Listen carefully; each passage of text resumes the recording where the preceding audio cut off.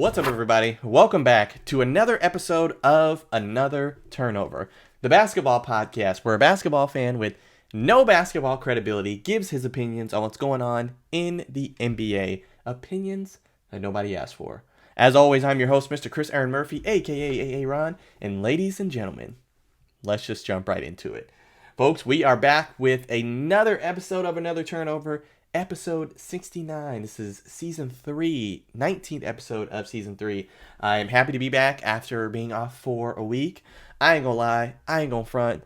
Last week was obviously the Sweet 16 and the Elite 8 of the NCAA tournament, and I didn't want to miss it. So I was getting ready to get a show prepared for the week, and I was like, you know what? I really want to watch these games. So that's why I sent out all the social media messages saying, hey, no episode this week. Enjoy the madness, because that's exactly what I did, was enjoy me some March Madness.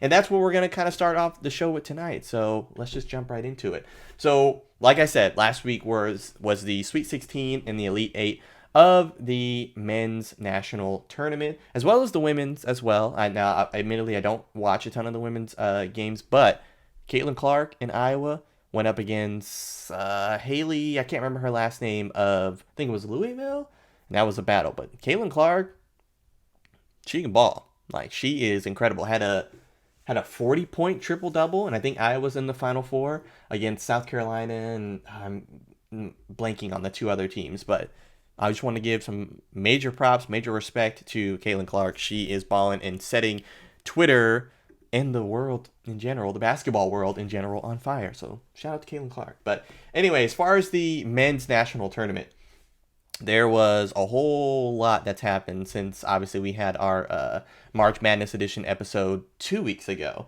So March Madness, been plenty of drama. The drama has not escaped to this year's tournament, which I love. Plenty of suspense. I mean, the entertainment factor I feel for this year was basically off the charts. I watched a good portion of the games that I was able to, and I actually watched a good portion of the games with my fiance, who admittedly, she is not really into basketball. She's not really into sports in general, but even she enjoyed the games. Like, we were watching, I think it was one of the Kansas State games, the first weekend, if I'm not mistaken. But we were watching the game, and it was just back and forth. This team was ahead.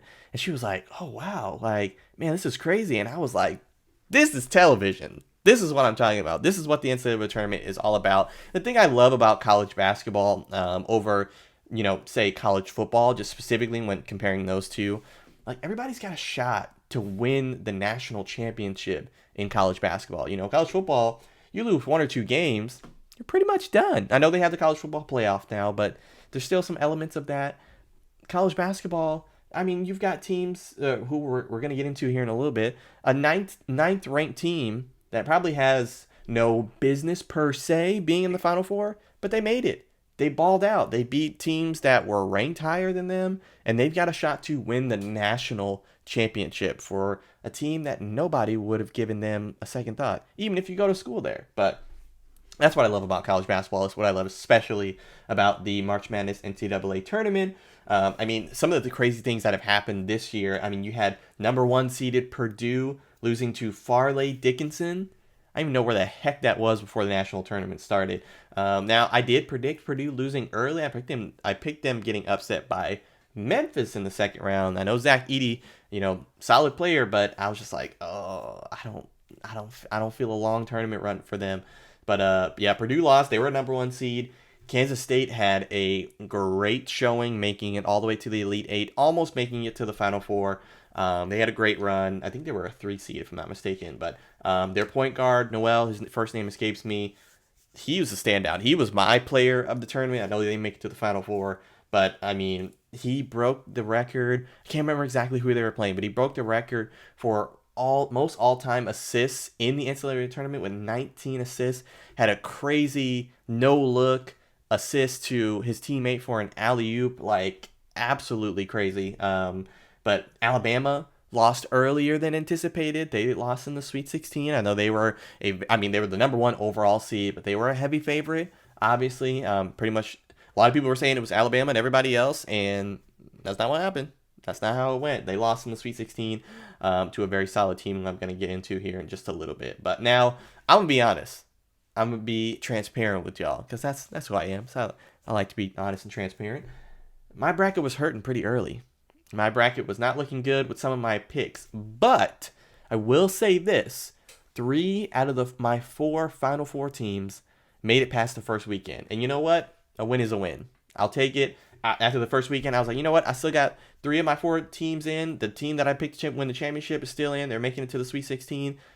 I'm good. I'm good with that because there was one year I will never forget. I think it was either 2015 or 2016. I picked Michigan State. They were a 2 seed this year to win it all. They lost in the first friggin' round. And I was like, never again, Michigan State. Thanks for that. But, I mean, hey, Michigan State had a pretty solid, decent run this year, being a lower-seeded team. But, yeah, 3 of my 4 teams made it. Like I said, my bracket was hurting pretty early on. But I did, if you, listen to the episode a few weeks ago, listen to the show a few weeks ago, I did pick Texas to win it all, University of Texas, even though I am wearing an A&M shirt right now. They let me down. They lost in the first round. But I did pick Texas to win it all. Unfortunately, they did lose in the Elite Eight from a comeback victory from the team that they played, which I'm going to get into here in just a little bit. But great tournament. I mean, obviously this year, a whole heck of a lot of parity going on. It wasn't. I know Alabama was the overall, number 1 seed. They were a favorite, but it didn't seem like, hey, they're pretty much going to run the table. Like, I knew they were going to run into some competition pretty early on in the tournament. But I say all that to say this. The Final Four is set. Going to be here in the town that I am currently residing in, Houston, Texas. Right at, is it Energy they're playing at? I can't remember. I don't even know what stadium they're playing at. Wow, I should know that. I'm a Houstonian. But Final Four teams. 4 teams that have made it to the Final Four that will be playing for a shot at the national championship. You have number 4 seeded UConn Huskies playing pretty well. I actually picked them to make the Final Four. Didn't pick them to win it, but I did pick them. So I got 1 out of my 4 teams left that I picked in the Final Four. They'll be taking on 5 seeded Miami, who had that comeback victory against Texas in the Elite Eight. Texas was up by like 11, 12 points in the second half and completely blew it. I wouldn't say blew it. Miami, boys got some heart. I really, really enjoyed watching that game.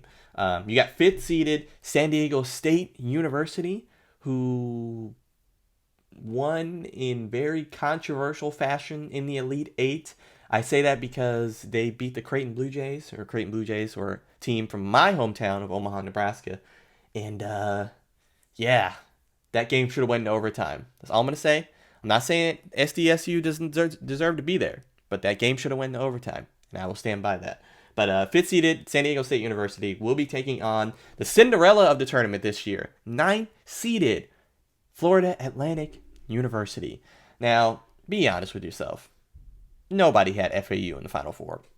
I don't even think people that went to FAU had FAU in the Final Four. Nobody saw this coming, but they got some dogs. DAWGS. They got some dogs on that team. So I am really excited to see what happens. I mean, at this point, they need to win it all. 9th seeded. I don't know if a 9th seed has ever won the whole NCAA tournament. I didn't look that up for the show, so I don't know if that's, the case or not. But FAU, solid. I mean, Kansas State coach went in their locker room because they beat Kansas State to get to the Final Four and was like, dude, nobody can beat y'all.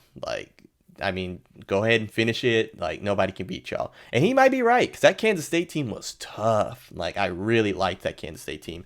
And FAU beat them. And they, beat them. Well, I mean, it was a close game, but, it was decisive in and of itself. But those are your 4 teams. UConn, Miami, SDSU, and Florida Atlantic University. Prediction, I'm going to go ahead. Obviously, my credibility is shot here because I've only got 1 team left. But I'm going to go with the team that I picked to be in the Final Four. I'm going to go with UConn. I think Dan Hurley has those men playing incredible basketball. They look really good. They dominated Gonzaga. Who was another? They dominated another team before they played, and I can't exactly remember who it was. But they look good. They look really good. Especially on the defensive end. I was like, ooh, they were smothering Gonzaga, and I think they've got the best shot out of the teams. Now they have a tough task in Miami. They're super athletic. And a really solid team. They kind of remind me a little bit of that Arkansas team that UConn beat in the Sweet 16. But I think UConn's gonna take it. That's what, at least that's what I want to see. That's what I'm going with of the teams that are remaining. But like I said, my credibility's been shot. So I don't even know why you listen to this, but but that is the Final Four. UConn, Miami, SDSU, and FAU. Final Four games will be on Saturday here in Houston. Championship game will also be in Houston Monday night. So tune in. If you live in the Houston area, go ahead and go. I know I've got a few friends that are going to the Final Four games tomorrow, so good for them. But anyway, all right, let's get back into NBA action because the NBA season is winding down and the playoffs are right around the corner. So there are 5 to 6 games left per team, depending on remaining schedule.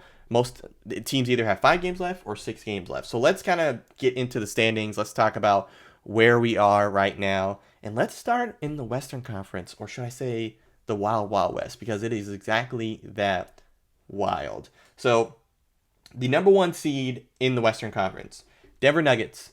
They have been number 1 for a while now, with MVP candidate Nikola Jokic, who's averaging darn near a triple-double, having another MVP caliber season. He is the back-to-back MVP, the reigning defending MVP, and has a very good chance of being the MVP again. They are 51-24 on the season. They've pretty much been, the best team in the Western Conference, at least record-wise, obviously, for most of the season. But in the second seed, you have the Memphis Grizzlies, who, if you remember in my preseason picks, they were my number 1. So I'm like, not that far off. I was kind of laughed at for picking Memphis Grizzlies number 1, but they're 48-28 right now. Obviously, had plenty of ups and downs. With Ja Morant's situation, Dylan Brooks just can't seem to not start fights with people. I'm kidding, but Memphis Grizzlies having a pretty solid year so far. Steven Adams is out, I believe, and he's out indefinitely. I know Ja Morant is back now. He's back from his suspension. So I don't know about the Memphis Grizzlies. They depending on the matchup, I don't know. I just don't see them. I don't see them making the conference finals. I'm just gonna say that as of right now, I don't feel a conference finals run for them. But I could be wrong. We'll see. 3 seeded this team for the first time since 2006. For the first time since 2006, I was 11 years old. In 2006, the Sacramento Kings are going to be in the playoffs. You heard me. The Sacramento Kings are going to be in the playoffs with a 46-30 record right now. They are the 3 seed. They pretty much will probably end up finishing in the 3 seed because they're 2 games back from Memphis with 5 to 6 games left. Unless Memphis just loses all their games, they could move up to, the 2nd seed, but I really don't see that happening. And even if, Sacramento probably loses the rest of their games, they're probably still going to finish with the 3 seed. So they're pretty much probably locked in with that 3 seed. But this is exciting. We're going to get playoff basketball in Sacramento again. Some of my earliest memories of basketball, watching with, my dad and my family, are those Lakers Kings matchups from the early 2000s. Kobe Bryant, Shaq, Chris Webber, Peja Stojakovic, Mike Bibby, Vlade Divac, all those, players on, each team. So I'm excited to see the Kings back in the playoffs. I think that'll be really fun to watch. So best of luck to them because they're going to need it for whoever they match up with 6, but we'll get there in a little bit. 4 seed as of right now is the Phoenix Suns, 41-35 record. They just got Kevin Durant back, had 16 points in his home debut for the Phoenix Suns, so trying to get him some reps for playoffs after having that really bizarre injury in pregame warm-up a couple weeks ago. But the 5th seed, you have the Los Angeles Clippers. They are 41-36, only 1 back in the loss column from the Phoenix Suns. They've been playing some pretty decent basketball as well. Big shout out to Russell Westbrook. With no Paul George and no Russell Westbrook the other day against the Memphis Grizzlies, he had himself a night. 36 points, went, I believe, like 5 of 5 from 3-point range. Played really well. So I was like, man, if the Clippers can get that Russell Westbrook consistently every single game, they're going to be pretty scary to play in the playoffs. So we'll see what happens there. But you have your 6th seed, the Golden State Warriors. 40-37 on the season. Obviously, they've been one of the best teams at home and the absolute worst team on the road. I swear you would think they're talent doesn't travel with them. The Monstars wants to get them. But they are still in 6th seed, still considered a playoff team as of right now. It really will be interesting to see because Steph has been out a good portion of the season, and you've had, some, just awful play from them defensively on the road. It's really bizarre. Also, Andrew Wiggins is not there. He's still out indefinitely with a personal matter. Prayers go out to him. Whatever he is dealing with, I hope he is able to overcome and to get through it and get back to playing basketball. But hey, I mean, at the end of the day, if it's family related, family comes first. So he could hopefully take as much time as he needs. But if he were to come back and play, we would all love that, see him back on the court. So we'll see what happens there. But the Warriors need Andrew Wiggins to win another championship. I will stand by that. The Warriors need him because he was vital and critical to their win last year. He was probably their second best player last year in that playoff run that they had to win another championship. So, but we'll see. But these are your 4 play-in teams as of this moment, as of right now. By the time you're listening to this, it's probably going to be different. It's probably going to change because these teams are so close, which I'm going to get into here in a little bit. But you have the Minnesota Timberwolves with a 39-38 record. They just got Karl Anthony Towns back. They've had some really solid wins, close victories against a few teams over the past couple days. You have the Los Angeles Lakers, who are 38-38, right at 500 in that 8th spot. So they are in that final playoff spot, even though they are a play-in team as of right now. They are in that final traditional playoff spot right now. The Lakers, they just got LeBron back. Anthony Davis has had a reasonable portion of health. This new lineup that they have post-trade deadline has been pretty solid. I got to give the Lakers credit where credit's due. I didn't think they were going to make the play-in at all. Obviously, that was with the Russell Westbrook roster. LeBron's back now, so I didn't think he would come back so soon. So I wouldn't be surprised if they make the actual playoffs if, saying everybody's healthy, but we'll see. We'll see what happens there. But you have also with a 38-38 record, the Lakers own the tiebreaker against this team. It's the New Orleans Pelicans. Obviously, they've been dealing with injuries with Zion Williamson. I know CJ McCollum and Brandon Ingram have all had some injuries throughout the course of the season because they were number 1 in the Western Conference for the first 15 games, if I'm remembering that correctly.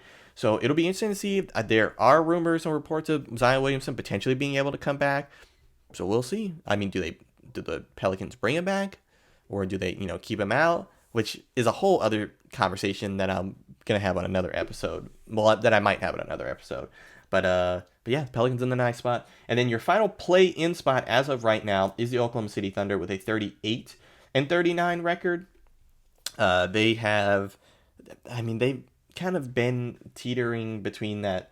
They've pretty much been a play-in team all year. Shai Gilgeous-Alexander is basically the highlight of their season, which, he's been balling out. I think he should definitely be second or third team all NBA because he has played really well all season long. But then you have these 2 teams who are not play-in teams right now, but could very well still make it. The Dallas Mavericks at 37-40 and the Utah Jazz at 36-40. So Dallas, obviously, with Kyrie Irving being added to the team close to the trade deadline, with Luka, it hasn't been the best pairing. They are 4-9 right now. Offensively, they're fine. They're able to score the ball, with the best of them.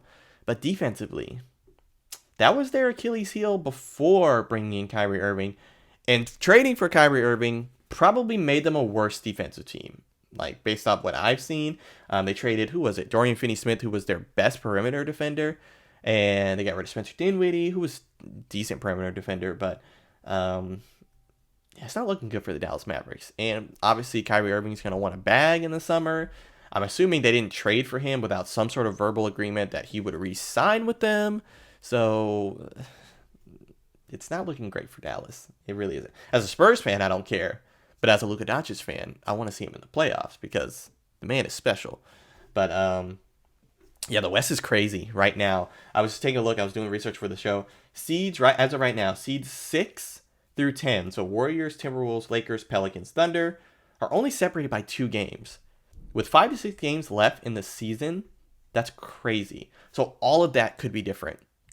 By the time you're listening to this, I'm recording this Thursday night, post it up on Friday. By the time you're listening to this, it's probably going to be different But if you go up even higher than that, seeds 4 through 10 in the Western Conference, only 3.5 games. So if you get a team that loses 3 games in a row and a team that wins 3 games in a row between 4 and 10, that might be the difference of you being in the playoffs or out of the play-in. So crazy, wild stuff we're seeing from the Western Conference playoff picture. I'm excited though because we don't know what's going to happen, and it just makes it fun. But let's take a look at the Eastern Conference. Let's go ahead and look. Number 1 seed is going to be the Milwaukee Bucks, more than likely. They are 55-21 on the season. I was just thinking, I don't think any team is going to win 50 games this year. Unless Milwaukee wins the rest of their games, they're the only one that have a statistical chance. But just side note there, no 60 wins for any team, which just doesn't happen all that much. But the Milwaukee Bucks, 55-21, been solid pretty much all year, especially since they've been healthy. Well, they started off kind of rocky because they had some injuries, but they've slowly but surely kind of gotten back to form and gotten back healthy. Obviously, that was my preseason NBA champion. I'm sticking with them. Milwaukee Bucks winning it all. But the second team in the Eastern Conference, my favorite Eastern Conference team, the Boston Celtics, 52-24, 3 games back from the Milwaukee Bucks. Pretty much solid all year as well. They were number 1 for quite some time. I mean, if it came down to a Bucks Celtics Eastern Conference final, everybody's healthy, I'd probably give a slight edge to the Bucks because I mean I'm gonna stick to my convictions here, but I wouldn't be mad if the Celtics won because I would love to see them win a championship, especially Jason Tatum. But they're, like I said, 52-24, second seed in the Eastern Conference. 3 seed. This was my preseason number 1 seed this was my preseason best record overall. Philadelphia 76ers with a 50-26 record. Obviously, that take has not aged well. But they've been solid. They've, dealt with their fair share of injuries as well. But Joel Embiid, leading, I would say, co-leading candidate with Nikola Jokic. I think they're like neck and neck. It could go either way. Could we see a co-MVP this year? Potentially, possibly. But they're 50-26.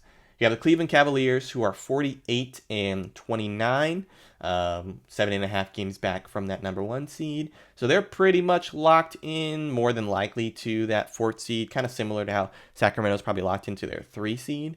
But then you have the New York Knicks, 44-33 on the year. Julius Randle, I did see, is out for the next 2 weeks, which sucks for them because from the looks of it, they'll probably still make the playoffs, but no Julius Randle. That's gonna be a challenge.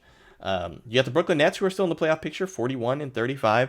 New look Brooklyn Nets, Mikal Bridges, Spencer Dinwiddie, and Cameron Johnson. Which, funny enough, statistic I saw the other day that just made me crack up. They've actually now played. So they being Spencer Dinwiddie, Cam Johnson, and Mikal Bridges have played more minutes together than James Harden, Kevin Durant, and Kyrie Irving ever did. Isn't that wild? Because they played together for 2 seasons. So that's just insane. An insane stat. They've only been together not even half a season at this point. So I just thought that was pretty funny. But they're the 6th seed right now. But then these are your 4 play-in teams. You got the Miami Heat with a 40-37 record. Miami Heat have dealt with quite a few injuries throughout the year. But Pat Riley and company, just that Heat culture, man. I'm telling you, culture matters when it comes to, sports organizations. You have the Atlanta Hawks, mediocre, 38-38. You have the Toronto Raptors, also mediocre, at 38-38. And then you have the Chicago Bulls, who are 36-40, who have played really well, have had the best defense post-trade deadline, best defensive rating, I should say. They were out of the play-in picture for quite some time during the season, but with the addition of Patrick Beverley and the solid play from Zach LaVine and DeMar DeRozan, they played well. I don't see them making really any noise at all in terms of a deep playoff run. Obviously, they're still without their starting point guard, Lonzo Ball, which prayers for Lonzo Ball and his knee injury. It's kind of a sad situation, but should be interesting to see what happens with the Chicago Bulls because, like I said, defensively, they've been playing really well. So I'm excited to see what happens there. But that is the playoff picture. Could be very, very different especially for the West, but the East as well. You have teams that are separated only by a couple games, and with 5 to 6 games to go, Every game matters. So I am very excited to see what happens over the next week. Like tonight, you have Boston taking on Milwaukee, which that game statistically doesn't really have that huge of implications just because Milwaukee is up 3 games on Boston. But then you have the Pelicans playing the Denver Nuggets, which is kind of the same thing. If Denver loses, it's not the end of the world, but the Pelicans obviously need that game because that would put them half a game ahead of the Lakers, and that would put them in the 8th spot. So, I mean, that definitely matters as well. But tomorrow being Friday by the time you're listening to this, you've got Chicago taking on Charlotte, Oklahoma City and Indiana are playing, Philly's playing Toronto. Let's see. You have Atlanta and Brooklyn playing. That's going to be an important one for seeding. Utah and Boston. That's going to be important for Utah's seeding because Utah is only a game and a half out of play-in status as of right now. Who else? What's some other close ones? You've got Detroit, or not Detroit. Detroit's awful. You have the Cliffords. You have Clifford the Big Red Dog playing. No, I'm kidding. You've got the LA Clippers playing the Memphis Grizzlies. That's going to be a good one for seeding. The Lakers and the Minnesota Timberwolves is going to be a big one. That's tomorrow night at 8 o'clock Eastern time. And then Phoenix and Denver. It's going to be another important one. That's going to be an important one for Phoenix for their seeding. So all that to say, it's going to be very important to take a look at the games that are coming up over the next week and a half. But I'm excited. The playoffs start. Let me take a look. Playoffs start NBA April 15th. So we're about 2 weeks out from playoffs. So it's coming up. Season is, well, the real season, I would say, is on the horizon. But anyway, folks, that is all the show I have for you fine ladies and gentlemen today. I appreciate you as I always do every week. If you could do me a huge favor, like, share, subscribe, leave comments, I would greatly appreciate it. Even if they're comments like one person put on a video just telling me to shut up and that's it, I appreciate you for tuning in. You mean the world. But I hope you have a wonderful weekend. I hope you get to do all the things that you want to do. Take care, be safe, and I will see you next week. I think that I'm back in my bag now, so I need that go, y'all. Got hits when they throwing the fastball. Just too quick for it, peeling off like the whip orange. Seen they effort, this piss poor. I got too much.